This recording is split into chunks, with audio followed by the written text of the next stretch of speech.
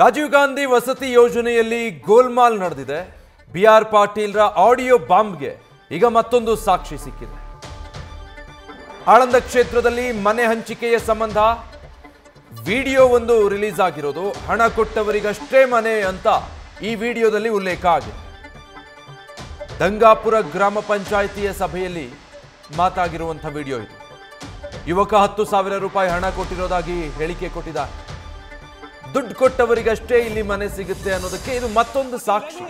Audio ಸಾಕ್ಷಿ ಆಯಿತು, ಈಗ ಸ್ವತಃ ವಿಡಿಯೋ ಸಾಕ್ಷಿ. ಹಣ ಕೊಟ್ಟವರಿಗೆ ಮಾತ್ರ ಮನೆ ಸಿಗುತ್ತೆ ಅಂತ ಗ್ರಾಮಸ್ಥರು ಆಕ್ರೋಶ ವ್ಯಕ್ತಪಡಿಸಿದ್ದಾರೆ.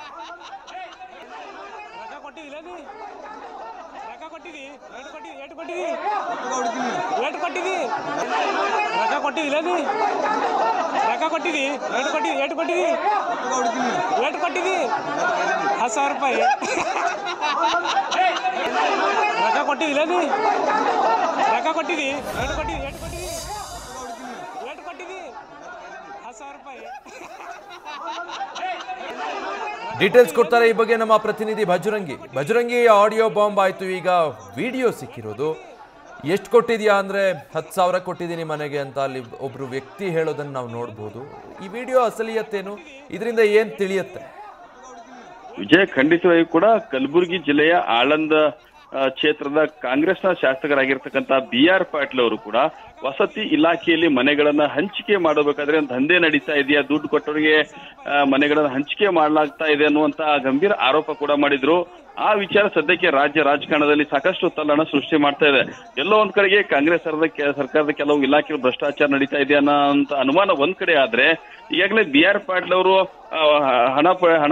ಹಣ ಕೊಟ್ಟವರಿಗೆ ಮನೆ ಕೊಡ್ಲಾಗ್ತದೆ ಅನ್ನೋ ಒಂದು ಆರೋಪ ಮಾಡಿದ್ರು. ಆ ನಿಟ್ಟಿನಲ್ಲಿ ಅವರು ಆಡಿಯೋನಲ್ಲಿ ಉಲ್ಲೇಖ ಮಾಡಿರ್ತಕ್ಕಂಥ ದಂಗಾಪುರ ಗ್ರಾಮ ಪಂಚಾಯಿತಿಯಲ್ಲೂ ಕೂಡ ಮನೆ ಅಂದ್ರೆ ಹಣ ದುಡ್ಡು ಕೊಟ್ಟವರಿಗೆ ಮನೆ ಕೊಡ್ಲಾಗ್ತಾ ಇದೆ ಅನ್ನುವಂತ ಏನು ಆರೋಪ ಮಾಡಿದ್ರು. ಆ ಕುರಿತಂತೆ ಒಂದು ಗ್ರಾಮ ಪಂಚಾಯಿತಿ ಅಂದ್ರೆ ಮನೆಗಳ ಹಂಚಿಕೆ ಆಗುತ್ತೆ ಅಂತಂದ್ರೆ ಸೂರಿಲ್ಲದವರಿಗೆ ಮನೆ ಇಲ್ಲದವರಿಗೆ ಮನೆ ಕೊಡುವಂತ ಯೋಜನೆ ಇದು ವಸತಿ ಯೋಜನೆ. ಅದರಲ್ಲೂ ಕೂಡ ರಾಜೀವ್ ಗಾಂಧಿ ಯೋಜನೆ, ಬಿಆರ್ ಅಂಬೇಡ್ಕರ್ ಯೋಜನೆ ಸೇರಿದಂತೆ ಹಲವು ವಸತಿ ಯೋಜನೆಗಳಿದಾವೆ. ಆದ್ರೆ ಬಿಆರ್ ಅಂಬೇಡ್ಕರ್ ಮತ್ತೆ ರಾಜೀವ್ ಗಾಂಧಿ ವಸತಿ ನಿಗಮದಲ್ಲಿ ಅವ್ಯವಹಾರ ನಡೆದಿದೆ ಅನ್ನುವಂತ ಆರೋಪ ಏನಿತ್ತು. ಆ ನಿಟ್ಟಿನಲ್ಲಿ ದಂಗಾಪುರ ಗ್ರಾಮದಲ್ಲಿ ಗ್ರಾಮ ಪಂಚಾಯಿತಿಯಿಂದ ಒಂದು ಭಟ್ಟರ್ಕಿ ಅನ್ನುವಂತ ಗ್ರಾಮದಲ್ಲಿ ಆ ಗ್ರಾಮಕ್ಕೆ ಬಂದಿರತಕ್ಕಂಥ ಮನೆಗಳನ್ನ ಸೂಕ್ತ ಫಲಾನುಭವಿಗಳಿಗೆ ಹಂಚಿಕೆ ಮಾಡೋದಕ್ಕಾಗಿ ಗ್ರಾಮ ಸಭೆ ಮಾಡಿರ್ತಾರೆ.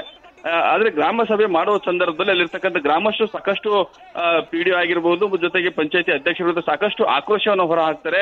ಅಂದ್ರೆ ದುಡ್ಡು ಕೊಟ್ಟವರಿಗೆ ಮಾತ್ರ ಮನೆಗಳನ್ನ ಕೊಡ್ಲಾಗ್ತಾ ಇದೆ, ಲಿಸ್ಟ್ ಏನ್ ಮಾಡ್ತಾ ಇದ್ರಿ ಅದು ಕೇವಲ ತಾತ್ಕಾಲಿಕ ಲಿಸ್ಟು, ಆದ್ರೆ ವಾಸ್ತವವಾಗಿ ಅಲ್ಲಿರ್ತಕ್ಕಂಥ ಫಲಾನುಭವಿಗಳನ್ನ ಆಯ್ಕೆ ಮಾಡುವಂತ ಕೆಲಸ ಮಾಡ್ತಾ ಇಲ್ಲ. ಜೊತೆಗೆ ಯಾರು ದುಡ್ಡು ಕೊಟ್ಟಿದ್ರೆ ಅವರನ್ನ ಲಿಸ್ಟ್ ಮಾತ್ರ ಮಾಡ್ಲಾಗ್ತಿದೆ ಅನ್ನುವಂತ ಆಕ್ರೋಶವನ್ನು ಕೂಡ ವ್ಯಕ್ತಪಡಿಸಿದ್ರು. ಆ ಸಂದರ್ಭದಲ್ಲಿ ಮಾತಿನ ಚಕಮಕಿ ಕೂಡ ನಡೆದಿತ್ತು.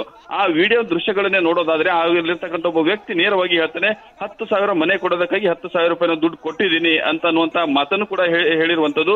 ಅದೇ ರೀತಿಯಾಗಿ ಯಾವಾಗ ಬಿಆರ್ ಪಾಟೀಲ್ ಆಡಿಯೋ ಬಾಂಬ್ ಸಿಡಿಸಿದ ನಂತರದಲ್ಲಿ ಖುದ್ದು ನ್ಯೂಸ್ ಫಸ್ಟ್ ಕೂಡ ಝಳಕಿ ಗ್ರಾಮಕ್ಕೆ ಅಂದ್ರೆ ಆಳಂದ್ ಕ್ಷೇತ್ರ ಝಳಕಿ ಗ್ರಾಮಕ್ಕೆ ಹೋಗಿ ಅಲ್ಲಿರ್ತಕ್ಕಂಥ ಜನರನ್ನ ಫಲಾನುಭವಿಗಳನ್ನ ಮಾತಾಡಿಸಿದ ಸಂದರ್ಭದಲ್ಲೂ ಕೂಡ ನೇರವಾಗಿ ಅಲ್ಲಿರ್ತಕ್ಕಂಥ ಜನರು ಹೇಳ್ತಾ ಇದ್ದಾರೆ, ಒಂದು ಮನೆ ವಸತಿ ಪಂಚಾಯತಿಯಿಂದ ಒಂದು ಮನೆ ನಮ್ಗೆ ಬರಬೇಕಾದ್ರೂ ಕೂಡ ಫಲಾನುಭವಿಗಳು ಸುಮಾರು 15,000 to 30,000 ರೂಪಾಯಿ ಒಂದು ಮನೆಗೆ ಕೊಡ್ಲೇಬೇಕು. ಹಣ ಯಾರು ಕೊಡ್ತಾರೆ ಅವರಿಗೆ ಮಾತ್ರ ಮನೆಗಳು ಕೊಡ್ತಾರೆ, ಹೊರತಾಗಿ ಹಣ ಕೊಡದೇ ಇರೋರಿಗೆ ಮನೆ ಕೊಡೋದೇ ಇಲ್ಲ ಅನ್ನುವಂತ ಮಾತನ್ನ ನೇರವಾಗಿ ನ್ಯೂಸ್ ಫಸ್ಟ್ ರಿಯಾಲಿಟಿ ಚೆಕ್ ಅಲ್ಲೂ ಕೂಡ ಹೇಳಿರುವಂತದ್ದು. ಅಂದ್ರೆ ದುಡ್ಡು ಯಾರು ಕೊಡ್ತಾರೆ ಅವ್ರಿಗೆ ಮಾತ್ರ ಇಲ್ಲಿ ಮನೆಗಳನ್ನು ಕೊಡ್ಲಾಗ್ತಾ ಇದೆ ಅನ್ನುವಂಥದ್ದು ಬಿಆರ್ ಪಾಟೀಲ್ ಏನ್ ಆರೋಪ ಮಾಡಿದ್ರೆ ಆ ನಿಟ್ಟಿನಲ್ಲಿ ಅವರ ಕ್ಷೇತ್ರದಲ್ಲಿ ಕೂಡ ಅಲ್ಲಿರ್ತಕ್ಕಂಥ ಜನರು ನೇರವಾಗಿನೇ ಹೇಳ್ತಾ ಇದ್ದಾರೆ. ಅಂದ್ರೆ ಒಂದ್ ರೀತಿಯಿಂದ ಮನೆಗಳ ಬಡವರಿಗೆ ಸೂರಿಲ್ಲದವರಿಗೆ ಸೂರು ಕಲ್ಪಿಸುವಂತ ಏನು ವಸತಿ ಯೋಜನೆ ಇದೆ, ಆ ವಸತಿ ಯೋಜನೆ ಒಂದ್ ರೀತಿಯಿಂದ ದಂಧೆ ಮಾಡ್ಕೊಂಡಿರುವಂತ ಸ್ಪಷ್ಟವಾಗಿ ಅದು ಕಾಣಿಸ್ತಾ ಇರುವಂತದ್ದು. ಅದೇನೇ ಇದ್ರು ಕೂಡ ತನಿಖೆ ಆದ ನಂತರದಲ್ಲಿ ಕಂಪ್ಲೀಟ್ ಆಗಿ ಪಿಕ್ಚರ್ ಹೊರಬರಬೇಕಾಗಿದೆ.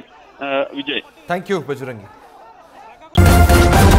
ನ್ಯೂಸ್ ಫಸ್ಟ್ ನಿರ್ಭೀತಿಯಿಂದ ನಿಮ್ಮ ಪರವಾಗಿ.